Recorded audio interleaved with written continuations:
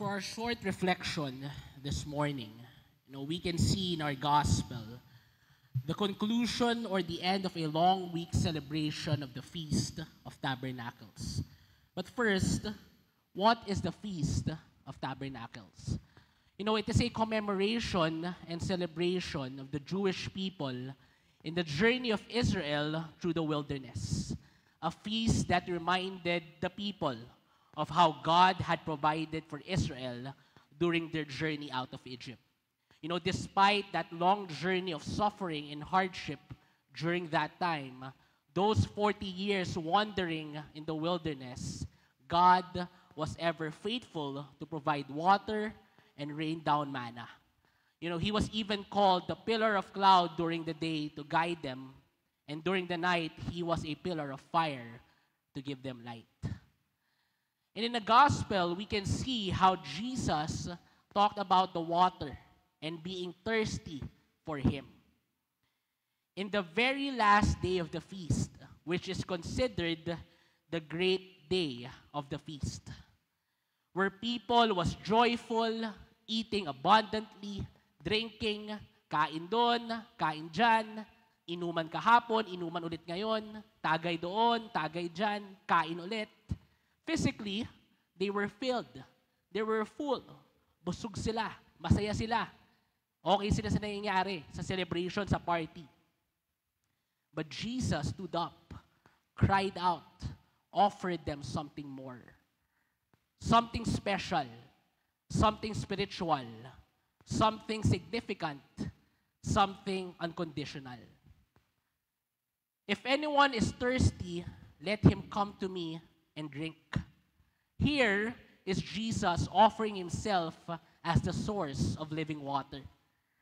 However, after saying these words, there were tension starting to arise between Jesus and the religious leaders and the people surrounding him.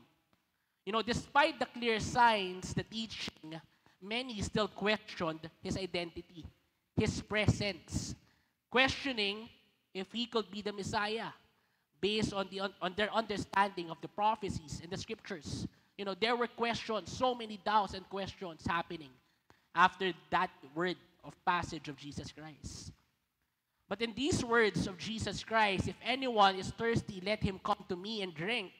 He invites us to satisfy our thirst in him, in recognizing him as the fulfillment of God's promises, regardless of what we think is right. Sometimes as Christians, we are like these people, religious people in the gospel. We want to see some proof and basis first before we worship, before we acknowledge or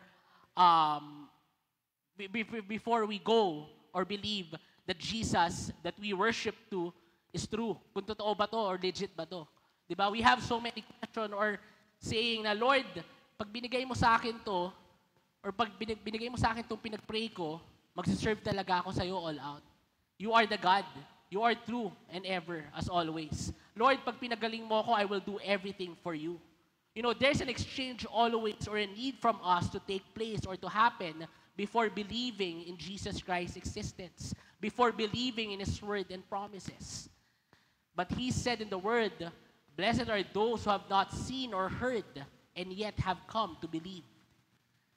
This declaration by Jesus Christ in the gospel shows that He is the promise, the fulfillment, the hope, the Messiah that we've all been waiting for. And He used the water as a representation of Himself. Water, tubig. Because water is an essential part of our everyday life. And so is Jesus. The living water that we need every day. Our daily bread, who will bring forth strength, abundant, renewal, transformation in our life. Who will give us the strength and nourishment to our thirsty soul. We should know that this living water will never run out, but it will continue to overflow exceedingly abundantly beyond. And the good news is, this living water is for everyone.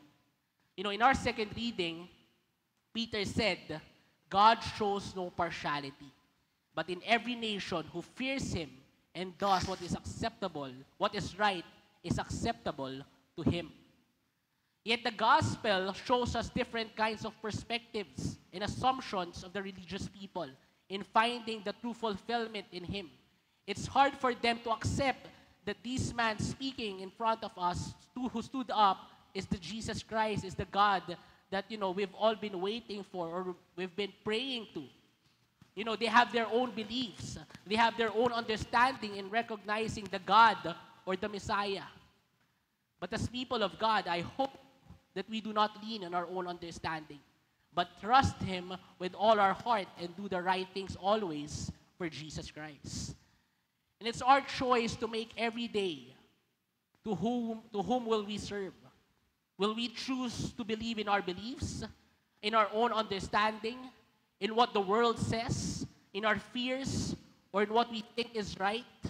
Or will we choose to be thirsty always for Jesus Christ, knowing that wellspring of grace, the fountain of life, awaits us?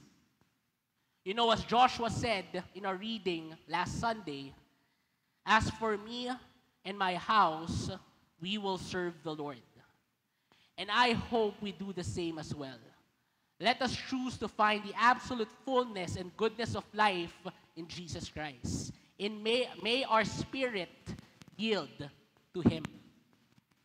Just as the water sustains our physical body, our Lord God sustains our hearts. He will satisfy our deepest desire and restore our weary soul. He will be the one to fill the void, the emptiness within us. In a world full of temporary things or solutions, temporary pleasure or temporary happiness, there is a God who is there ready to provide us living water.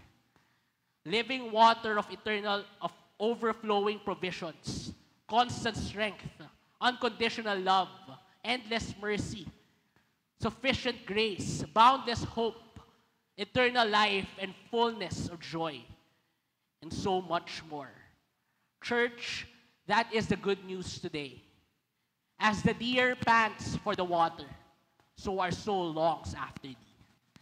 Let us choose to drink that living water. Amen.